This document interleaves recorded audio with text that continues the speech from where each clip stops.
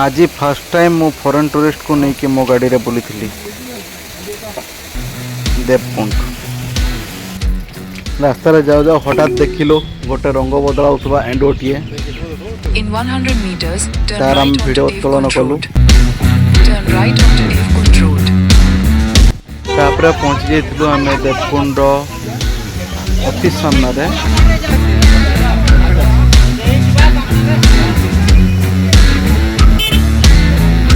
Odisha government रो नुआ व्यवस्था tourist मान को गाड़ी सुविधा ये आम उपलब्ध पाइलु देखिपे गाड़ी गुड़िक।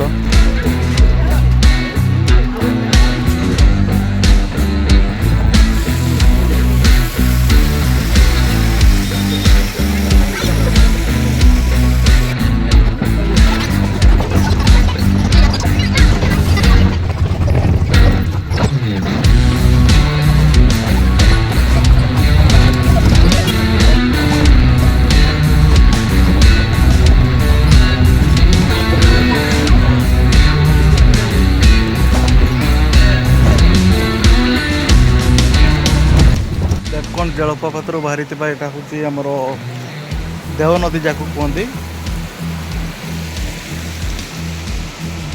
आम जलप्रपात मध्य जावा।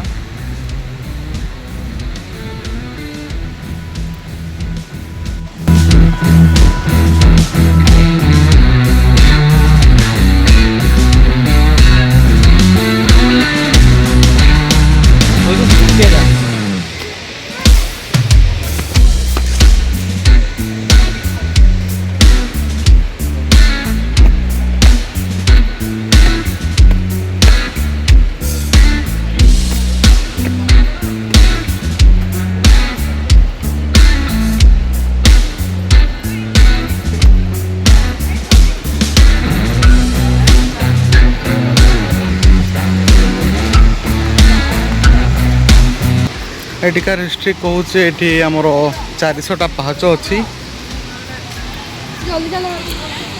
आउ से 400टा पाहाच देकी उठिकी आम से माँ को मंदिर को जीवाई पड़े। ये माँ को मंदिर देखिपे माँ अंबिका मंदिर जय माँ अंबिका महापीठ।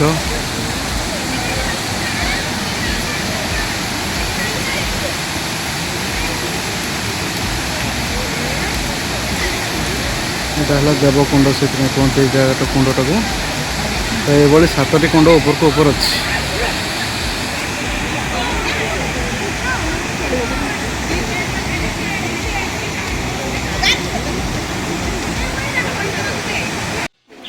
मो मतरे सरकार जदि 2 किलोमीटर रास्ताटी को बुढ़ा बुढ़ी मान गाड़ी व्यवस्था करते बहुत ही भल हाँ। देवकुंड आसतु बुलिकी जातु जलप्रपात एवं जंगलर मजा नियंतु फोटो फोटो उठातु बहुत मस्ती करंतु। माँ अंबिका महापीठ निश्चय दर्शन करंतु।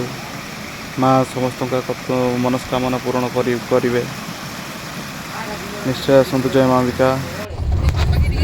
देवकुंड फेरी फॉरेन टूरिस्ट को लेकिन चलीगली सीधा मो बारिपदा पाखे सीताकुंड देखिपे से पथर गुड़ा भितर केमी चलती।